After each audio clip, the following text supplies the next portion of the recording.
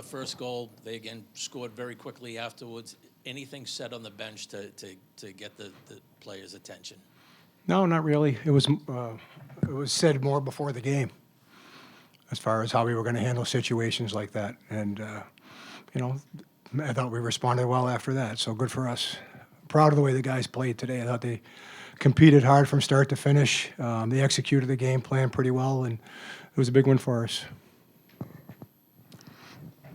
Joe, were you worried that when Poitras went down in the corner, and then what does it say about him that he not only came back, but he delivered some pretty good plays after contact and through contact, despite having gone through that earlier?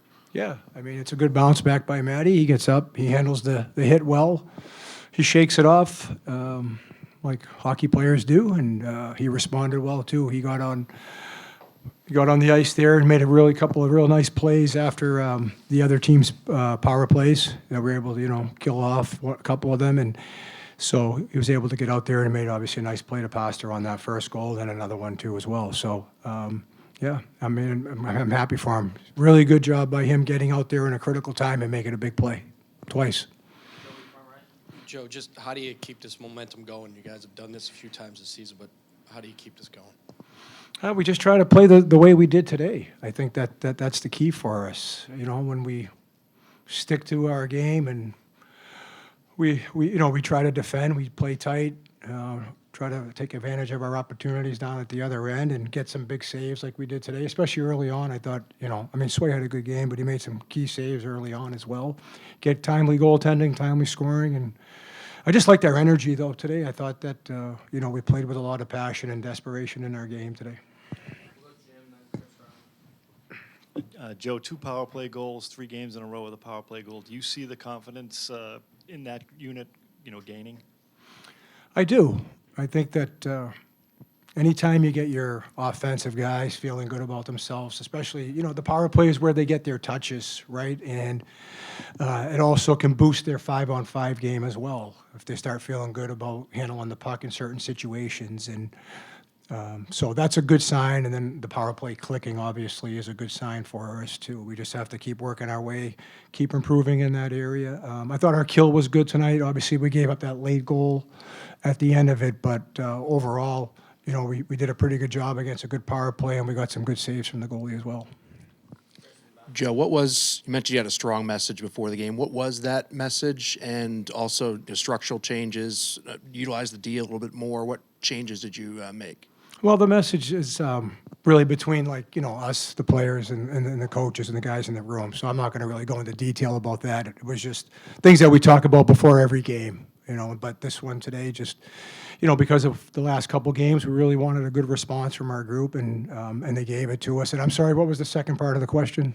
What structural changes? You mentioned some changes to the game plan, structural changes, more utilization of defense. Just more attention to detail within our structure was more important, I think. I thought that overall our structure didn't change much. Offensive zone, we wanted to be a little bit more connected, especially with our third forward on the strong side of the puck, which I thought we did. And then we played off the shot a little bit more. Peak shoots off the shot there. Charlie gets to the net front. We have to score more goals like that. In this league, that's how goals are scored. Joe, you had McAvoy back today. You haven't had the luxury yet as head coach to have both Charlie and Lindholm back there. What has been the challenge from a coaching standpoint with those guys out, and how does that affect the whole sort of mosaic? Well, you need all 6 of the D-men that are in the lineup on any particular night when you're missing those 2 guys just to play a solid game. I think I've said this before, we don't ask them to play a game that they're not capable of. We want them to play the same game. But having said that, the minutes go up, the matchups are different for those guys, and those are things that a lot of guys aren't used to playing all the time. So, you're able to get those guys in situations, like I said, and it's good for them. At the end of the day, I think it helps them because if guys go down, they've realized, okay, now I have to play this way against this line, and this is the matchup I'm going to see here tonight. But obviously, when you get Charlie back, that alleviates some of the pressure. It puts guys in a little bit more in the right spot where they should be, which helps our back end and our team game.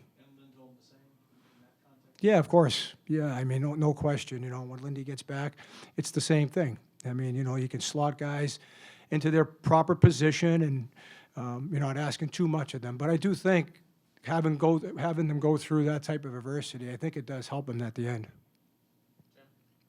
Joe, do you have an update on Callahan, and how did you like the way the other 5 guys responded to being shorthanded?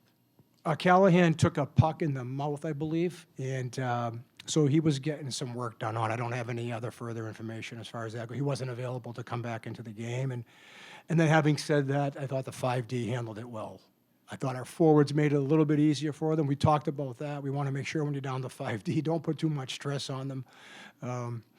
But I thought they handled it really well. They managed the minutes well. The shift lengths were good. I thought Charlie really. I thought all our D hung in there, and I thought Charlie really took the lead. On one of those defensemen, Mason Loride looked pretty active and involved today. How good was it to see that, that kind of response after the play Thursday night? Yeah, you want to see that, right? I mean, that's part of learning, the learning curve in the National Hockey League. And I said this the other day, players make mistakes, young, old. It happens in this game. It's a game of mistakes, but I thought he responded well today. Like you said, he played on his toes. It's a good sign when you have a young player that doesn't crawl back and take a step back instead of staying with it and taking maybe a step forward. It's a good sign, and that shows a lot of poise and confidence in the young player. Found yourself in a couple of spots with Pastrnak, which is not something you've gotten to do a lot with. You feel like the chemistry is pretty good between you guys? Yeah, I mean he's an unbelievable player. So for me, it's just find him, and he kind of does the rest. And the second one, he just kind of bombed it from way out. So yeah. On his first goal, Matt, when you go into that puck pedal below the line, what do you think? I mean, a lot of the time, just thinking kind of like a quick hitter to the slot. On those kind of broken plays, forecheck plays, I feel like that's kind of when the middle of the ice gets open. So, yeah, I was kind of always looking to the slot, always trying to, get inside. So, just fortunate to, feather that through. Do you see him at all on that play, or is it just like kind of saying you're just putting the puck to the front of the net and then hoping somebody's there? No, yeah. I mean, I saw him. Just don't really want to throw it blindly and feel their transitions. So, yeah, for me, it's just kind of win the puck battle, just get my head up and try and make a play. Those shifts right after the penalty kill are so important. What is your mindset when you get thrown out there with Pastrnak in those situations? I think just kind of obviously, some of their top guys are on the ice on the power play, and the rest is just get out there and kind of get behind them and try and make something happen and play low, and obviously getting a good kill, you have that momentum, so you just try and ride that wave and make something good happen. What are the biggest areas you feel like your game has grown since maybe the beginning of the season, your time in Providence and here? Where have you gotten better? I think for me, I'm just getting more comfortable, and I just try and also just I feel like off the ice habits have gotten better, and I'm just trying to do more and more every day to try and make sure my body can handle this many games in this many days. It's a very busy schedule, so for me, it's just trying to make myself feel good going into each game, and yeah. You made some plays out of you'd been hit and still made the play through it tonight. Do you feel like you are stronger and you are able to handle that physicality that much more? Yeah, I definitely do feel stronger, and with this obviously fortunate enough that everybody around here is we mix in some workouts and just kind of keep my body and keep my weight the same throughout the year, and I mean I think I've always kind of been a guy who absorbs contact and makes plays out of the corner. So just haven't really changed that and just keep doing my thing. A good brand of winning hockey tonight, and we were opportunistic. We earned a lot of the chances that we got, and I thought we just played a good game. So yeah, obviously this is you got to go and look at it, and obviously we have a day off tomorrow, but learn from this and try and put more of this together.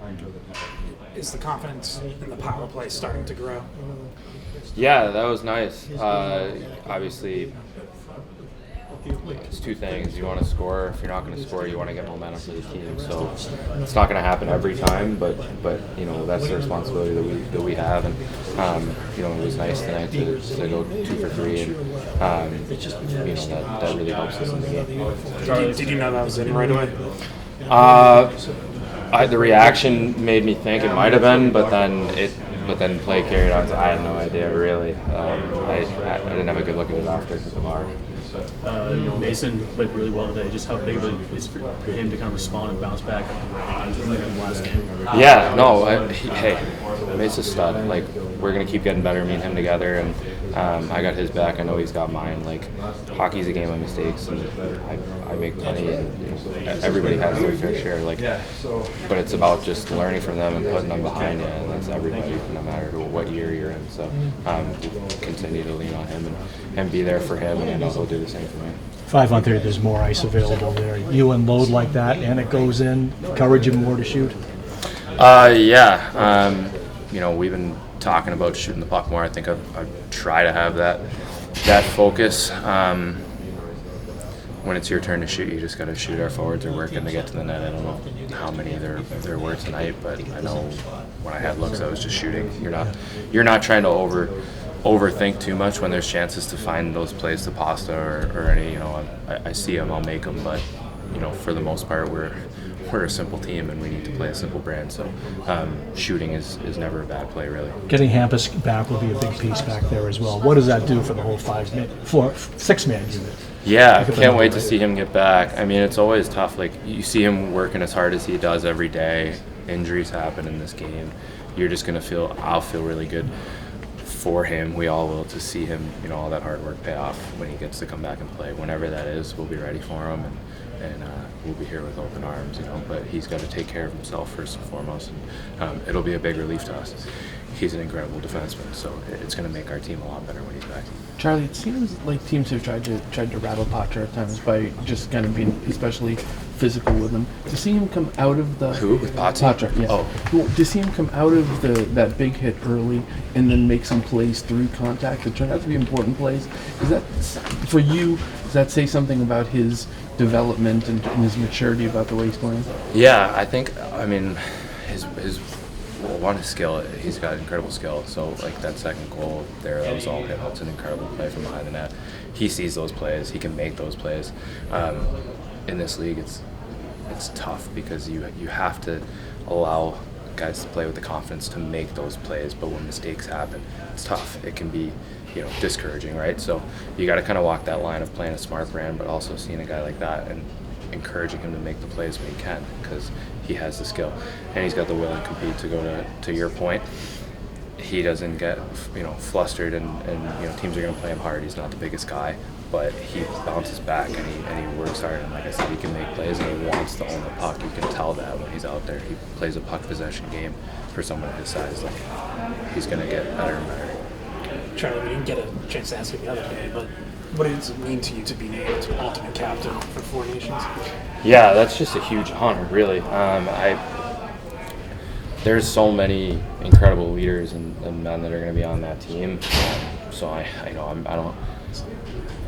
I'll do what I do and just be who I am, really. But there's going to be so many guys that we're going to lean on in a leadership role in some capacity. There's captains, there's assistant captains all over the league. I mean, I guess so. Geeks did a heck of a job being strong on the puck, and obviously as soon as he hold on to it for 1 second or two, then I knew he's gonna try to found me. So just try to get open. How I said, great job by him being strong on the puck and patient. On the second goal, you create the turnover, and you trying to pick a spot in the net there, or is it just a matter of getting as much behind? No, I was definitely shooting blocker side. Honestly, I knew we have a 3-on-2 quick, so I was a little hesitant if I should shoot that, but Patsy put it right in my wheelhouse, so I decided to just shoot it, and luckily it went in, and yeah. How special a player is he, and talk about his response to that hit? Yeah. I mean, he's the one created 5-on-3. We get a goal out of it. He had a great game today. My first goal, that's all him. Winning the puck on the forecheck and sliding it right to me in that front all alone. So a great game by him. But honestly, like I said, that's his specialty. He's very strong on the puck for the size of his player, and he hangs on to it, and you saw it on that forecheck and also on that penalty they took. So it's fun to watch him when he's on the game like that. David, those shifts right after the penalty kill are so important. You get out there with Poitras. What's the mindset going into a shift like that? Honestly, like you just wanna somehow create the momentum. Neither of us are killing, and Pav is killing a lot of time. So with Patsy, I play a lot after that penalty kill, the boys kill, and so for us it's just try to get an ozone shift. Honestly, after the guys just kill the penalty, and try to shift or like continue the momentum on our side. And today. We got a couple goals out of that, so obviously that's always a huge boost. So, but our focus is just to have a good ozone shift. David, you were once the young guy that guys were trying to rattle with hits and physicality early in your career. I'm not calling you old, don't worry. I was just seeing where he's going. Yeah. But when you see Poitras now as somebody that they are trying to rattle with physicality, and he's starting to play through it and start to play better after that, is that a good sign for kind of his development, and is that something you can kind of relate to? Yeah, absolutely. We were both kind of lightweight guys, coming in the league. So definitely can relate to it. He got so much stronger compared to year and a half ago when he came, and obviously he took advantage of the unfortunate injury he had, and he is much stronger and got the confidence. And how I said earlier, when he's playing a game like that, it's fun to watch, and he's a big part of our offensive group. Seems like it's been kind of a tradition for you to take one of the hats. You took that big bearskin thing last year, and it looked like you took something today. What was it today? Honestly, I haven't had a good look at it yet, but our trainers keep collections of every hat trick, so they always want us to pick some special hat. And I skated and I saw. I think it was random color, green. Honestly, I think it was green with. Honestly, looked like octopus, so something like that. So I haven't had a look at it yet, but I would describe it as an octopus head. David, this last run you've been on, the month plus, did something click in your game? I know you acknowledged earlier this year that you weren't feeling yourself, but was there a time when you started to feel like yourself? No, I mean, obviously it helps. As a line, we've been playing some good hockey in past month, and we. Being confident, having good offensive games, and so I think that helps the most. We're feeling good. We kind of know what to expect from each other. So obviously, it's a huge credit to my line mates, and I've been feeling much better lately. You passed Bobby Orr in the most 10-game point streaks for Brown. What does that mean to you? I'm not sure. I mean, it's obviously anytime you mention name and player like Bobby Orr was, it's definitely honorable and motivation-wise, to keep working hard and. Honestly, the only thing I saw was a couple of days ago. I passed in point my boy Kretsch, so I haven't got to talk to him yet. So I might have to give him a phone call today. David, do you wish that almost the Four Nations wasn't coming, given the way you're playing right now? Do you kind of, is it almost disappointing for you that there's going to be a break that can sort of slow down the hot streak? Not really, honestly. We are battling for every single point we can get, and we know how important the games are now, the last 3 games before the break, and obviously coming out of the break. So it's going to be a good time for recharge and get recharged mentally and get better physically. So honestly, I'm fine with the break. When you're on a streak like this, do you view it as kind of being like the standard of like what you're supposed to do and like how you're supposed to create offense, or do you view it as kind of being extraordinary to score at this type of a rate? I'm not sure I got the question one more time. Like, is this your standard? Like, are you playing David Pastrnak type of hockey now, or is it something like above that? Yeah, I definitely set my standards high, and So yes, set my standards high and you know, never satisfied on the other end, and you know, try to get better. You know, been saying this for years, so every single game, and you know, and the sky's the limit when I'm on my game and I'm focused. So yeah, definitely never satisfied, but you know, set my standards high, which sometimes can be tough, but you know, that's just the player I became, and that's the pressure you have to face, and I'm fine with it. I enjoy it, you know, and you know, right now it's going well. There's gonna be a sequence where the puck's not gonna go in, and you just have to, you know, be prepared for it and make sure you answer, and you have the answers how to get back on track.